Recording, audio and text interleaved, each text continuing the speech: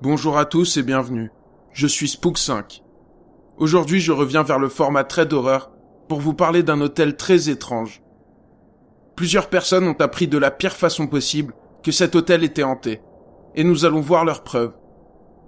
Mais avant de commencer, n'oubliez pas de vous abonner et d'activer la cloche pour ne pas manquer les prochaines vidéos. Ça aide la chaîne à grandir. Comme toujours, je suis présent sur Twitter et sur Instagram pour vous proposer d'autres contenus flippants régulièrement.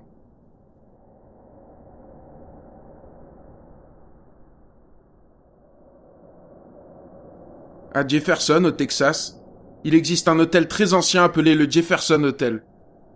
Le bâtiment lui-même possède une histoire sombre. Il fut construit en 1851, servant d'abord d'entrepôt pour le coton.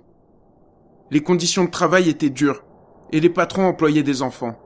2 d'entre eux perdent la vie suite à ces conditions de travail. Rapidement, le bâtiment devient un hôtel qui sert aussi de maison close. Mais ils n'ont toujours pas arrêté d'employer des enfants. Ceux-ci vont encore vivre des horreurs, comme une employée, entre guillemets, du nom de Judy, qui se fait brutaliser par un client, entre guillemets, dans la baignoire de la chambre 19, au point d'en perdre la vie. Les propriétaires ont changé à plusieurs reprises. Les activités aussi. Jusqu'à aujourd'hui, où un couple de passionnés du paranormal, du nom de Pam et Jeremy Jones, décide de racheter cet hôtel. Il existe beaucoup d'hôtels réputés hantés. Mais la particularité de celui-ci est qu'il existe un livre appelé le livre des morts, servant à répertorier sur l'instant toutes les expériences étranges vécues par les employés de l'hôtel. Comme ça évite au témoignage d'être modifié ou enjolivé avec le temps. L'hôtel est depuis complètement rénové par le couple, mais ses murs sont aujourd'hui hantés par certains esprits, venus jouer des tours aux clients, mais surtout aux employés. À commencer par les patrons. Jérémy travaille parfois jusqu'à très tard, et il a besoin de passer dans les couloirs terrifiants de l'hôtel. Une nuit, à 2h du matin, il va vivre quelque chose de particulièrement flippant.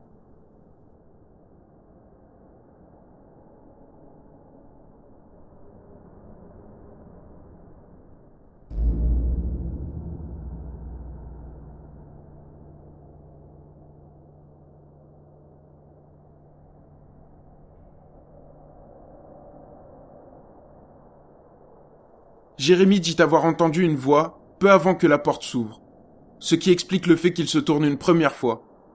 Il n'y avait aucun courant d'air dans l'hôtel, et rien n'explique la porte qui s'ouvre selon Jérémy. Une autre nuit, à 4h du matin, les patrons dorment profondément. Ils possèdent plusieurs caméras à détecteurs de mouvement, un peu partout dans l'hôtel, qui leur avertit quand quelqu'un passe devant. Et l'une d'entre elles va s'activer. L'hôtel est pourtant complètement vide.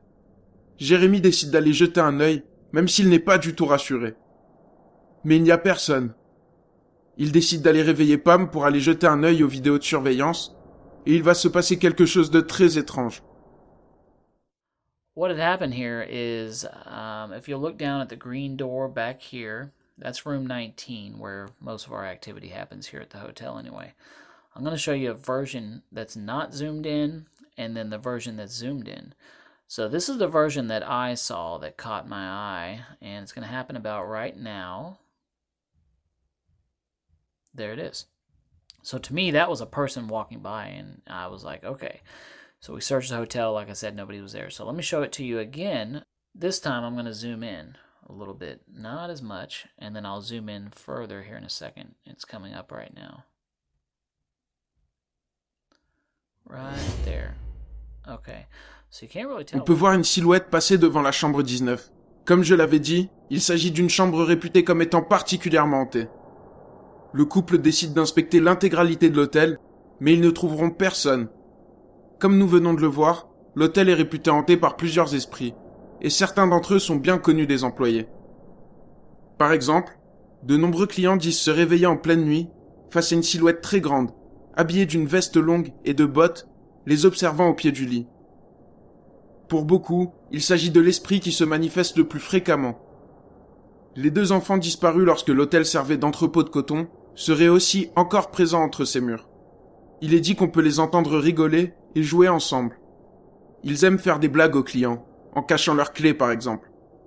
Certains clients de la chambre 19 disent voir Judy apparaître dans le brouillard qui accompagne une douche chaude. Et parfois même des appels à l'aide écrits sur le miroir de la salle de bain. C'est notamment ce qu'a pu vivre George Canfield, alors qu'elle séjournait à l'hôtel avec sa mère et sa grand-mère.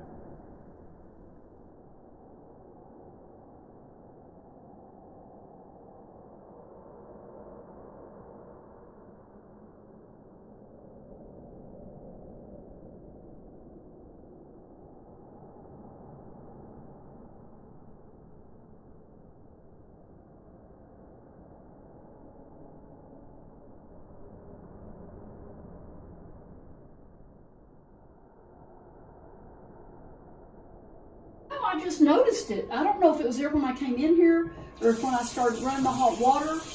I don't know. I just know that I came in here to wash my face. That was not there. Can you confirm that was not? We checked that earlier. I didn't see it earlier. Do you see it now? Yes, I see it. That's why I'm not going in there.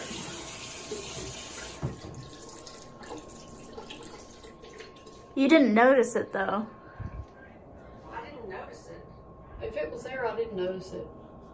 And we had the door locked the entire time, right? Yeah. Yeah, we haven't been out without the door being locked. On peut voir qu'il y a écrit « à l'aide » sur le miroir. Les 3 personnes semblent sincèrement terrifiées.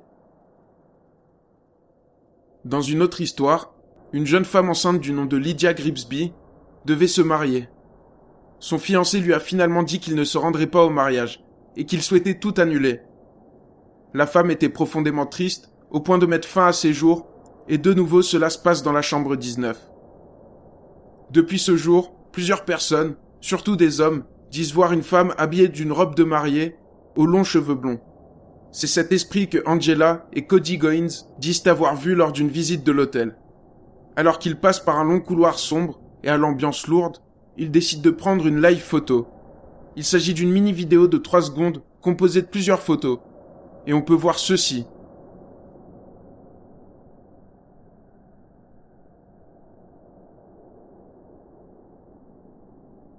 On remarque une silhouette humaine. On peut discerner certains éléments, comme la robe, ou le voile typique des tenues de mariée. Voici un petit aperçu des différents phénomènes se produisant dans cet hôtel. Les propriétaires essayent de documenter cela au maximum, et je vous invite à aller voir leurs vidéos si vous voulez en savoir plus.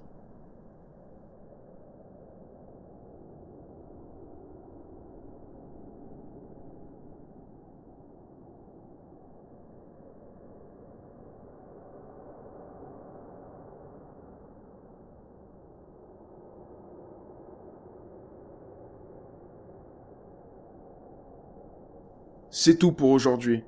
J'espère que l'histoire du Jefferson Hotel vous a plu.